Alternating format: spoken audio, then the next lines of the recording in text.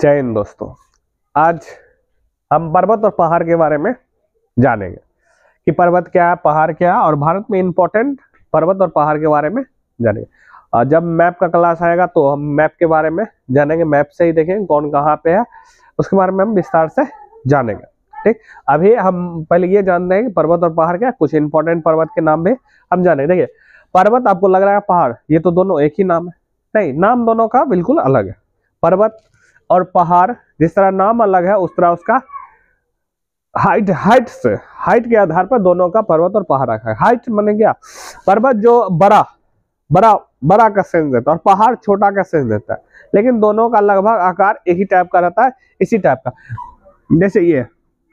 जैसे ये बड़ा है और ये छोटा हो गया, इसको हम बोलेंगे पर्वत, इसको बोलेंगे पहाड़। ये दोनों एक ही टाइप का, यानी पर्वत और पहाड़ क्या होता है, इसका मीनिंग डेफिनेशन देखा जाए, ये समुद्र तल से 1000 मीटर यानी लगभग 1 किलोमीटर अगर जिसकी हाइट ऊपर हो गए और उसका ऊपरा एरिया शंकुआकार होगा, शंकु का आकार होगा, यानी कोन टाइप का बनेगा, तो वो कहलाएगा पर्वत या पहाड़ कहलाएगा। लेकिन पहाड़ में क्या होता है, इससे 1000 से हाइट कम होती है, यानी कि 1000 हाइट की इस टाइप का मिल गया उससे कम की, तब वो क्या कहलाएगा, आपका पहाड़ कहलाएगा।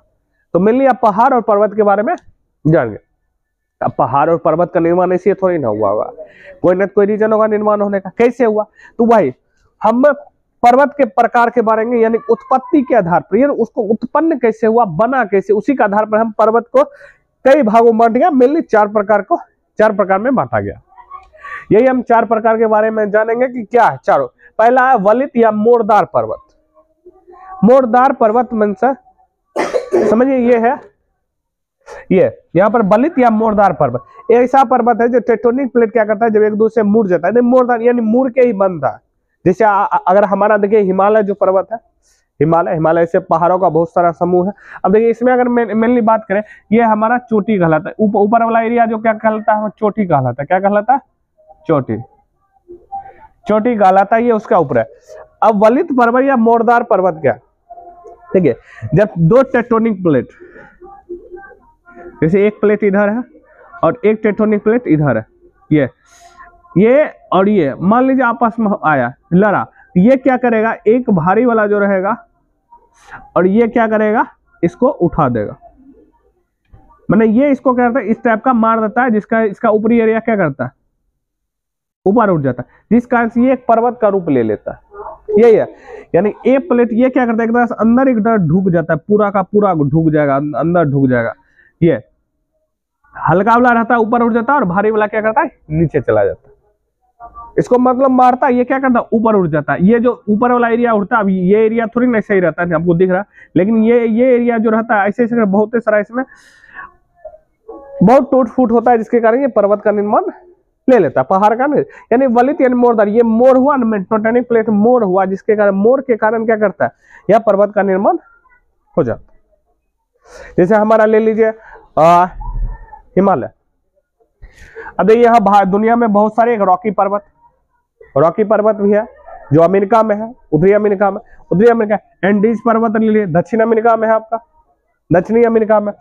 कुनलुन, तियानसांग, ये सब चीन में। यूराल पर्वत, ये रूस के एरिया में। हिमालय जो भारत में, उत्तर भारत में, उधर हिमालय बहुत सारा पर्वतों का क्या है, समूह है। ये सब बलित पर्वत है, ये मतलब ये सब ऐसे ही क्या टेक्टोनिक प्लेट के मुड़ने से हो गया। ऐसे एक टेक्टोनिक इधर है, एक इधर है, ऐसे उड़ गया, ऐसे करेगा, टकराएगा, एक को क्या करता है, नीचे मोड़ देगा, नीचे चला जाएगा, और एक ऊपर उठ जाएगा। ये जो एशिया उठता है, ये मोरदार मुड़ गया, इसलिए मोरदार पर्वत या वलित पर्वत हो गया, वलय बन गया, यानी कि घूम गया, ये बोलते इसको वलित पर्वत या तो मोरदार पर्वत। और दूसरा है ज्वालामुखी पर्वत, नाम के आधार पर ही काम है। ज्वालामुखी से जो पर्वत का निर्माण होगा वो ज्वालामुखी पर्वत कहलाएगा। जैसे आप मेनली देखिए यहाँ पे, देखिए जैसे ज्वालामुखी पर्वत, जैसे ये है, हम जानते हैं मैग्मा जब निकलता है, लावा, तो ये इस टाइप का ऐसे करके निर्माण बनाता है, कोन के टाइप में। ये जब इस टाइप का निर्माण, जब ये बहुत हो जाता है, ऊपर एरिया जब कोना के टाइप में हो जाता है, तब ये क्या कहलाता है, पर्वत। और ये जो पर्वत बनता है, ये बनता है ज्वालामुखी पर्वत। इसी में जो ऊपरी एरिया जो सफा चट यानी सीधा बन जाता है, यानी कि एक तरह से बुझे कि ऊपरी समतल एरिया, तो वो बन जाता है पठार, वो कहलाता है। ये पर्वत कहलाया, ये पर्वत ज्वालामुखी से निर्मित पर्वत को ही क्या बोलते हैं, ज्वालामुखी पर्वत बोलते हैं। जैसे हम देखिए इंसान मोनोलोआ पर्वत अमेरिका का ना, जिसमें अमेरिका का द्वीप है मोनोलोआ, ठीक।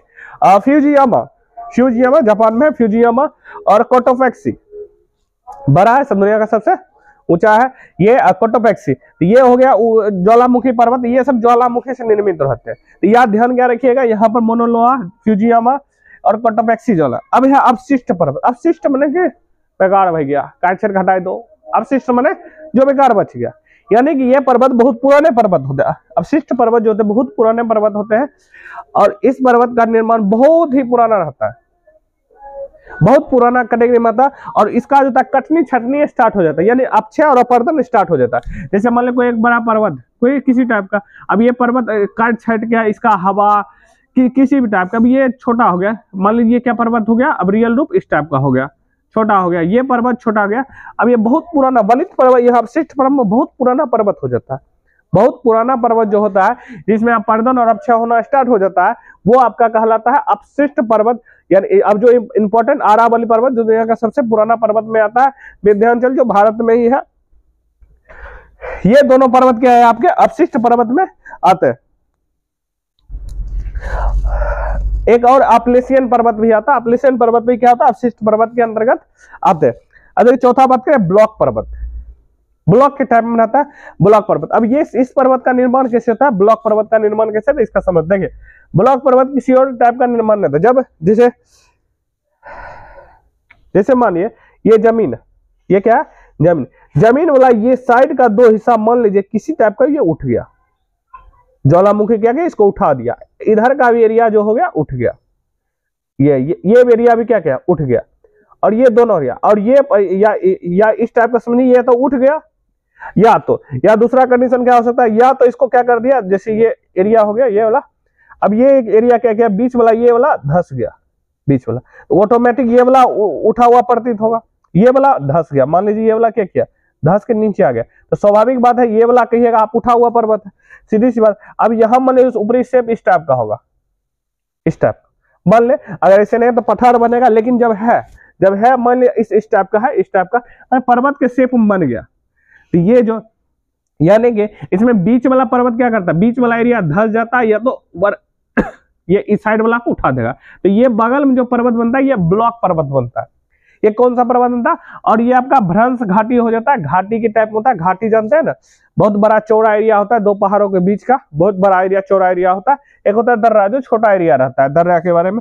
ब्लॉक पर्वत जैसे विंध्याचल में और सतपुरा, विंध्याचल मध्य भारत में, विंध्याचल बाहर, सतपुरा बाहर, और ये दो एरिया क्या उठा, और बीच वाला जो है ये एरिया क्या है, बीच वाला एरिया धसा हुआ, ये घाटी कहलाता है।